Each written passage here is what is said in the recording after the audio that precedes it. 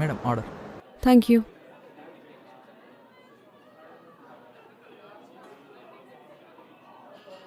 అమ్మని అమ్మ చూస్తుంది, ఇంకా చూస్తుందా? కొంపతో చూరిపోయినా ఏంటి? ఒక లుక్ కదా, వెళ్ళిపోయింది ఏంటి? Hello mister. హలో. 1 month నుంచి చూస్తున్నా, ఫాలో అవుతున్నావు, ఏంటి సంగతి? 1 month కాదండి, 3 months. పోనీ 1 month అనుకుందాం. ఒకసారి నన్ను చూసినప్పుడు మాట్లాడారా? అయినా మీకు అసలు అబ్బాయిలంటే లెక్క లేకుండా పోయింది. ఏం సౌండ్ లేదండి? అంటే మీరు నేను వర్క్ చేసే సేమ్ బిల్డింగ్లోనే అండి.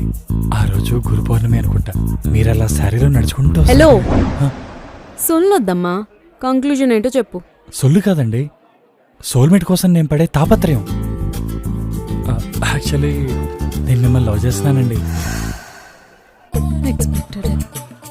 నీకు ఒక విషయం చెప్పనా, ఈ లవ్ పెళ్లి అంటే నాకు పెద్ద ఇష్టం లేదు. టైం వేస్ట్ చేసుకోకు. పెళ్లి చేసుకోరా? అదేంటి అంటే పెళ్ళి అందరికీ కామన్ పాయింటే కదా.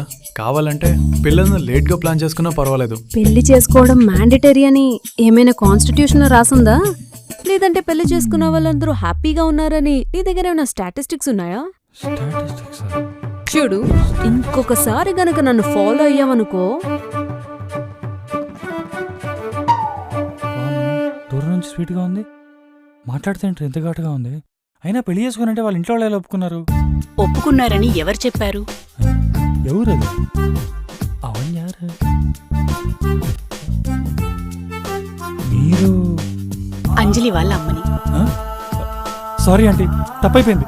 ఇంకోసారి అంజలి వెంట పడను. నా మీద పోలీస్ కంప్లైంట్ అంటే మేము ఇవ్వకండి. కార్తీక్, కూర్చో, నేను నీకు హెల్ప్ చేయడానికి వచ్చాను. ఆంటీ, మీరేమన్నారో ఒకసారి రిపీట్ చేయండి. నేను నిన్ను తిట్టడానికో కొట్టడానికో రాలేదుమ్మా.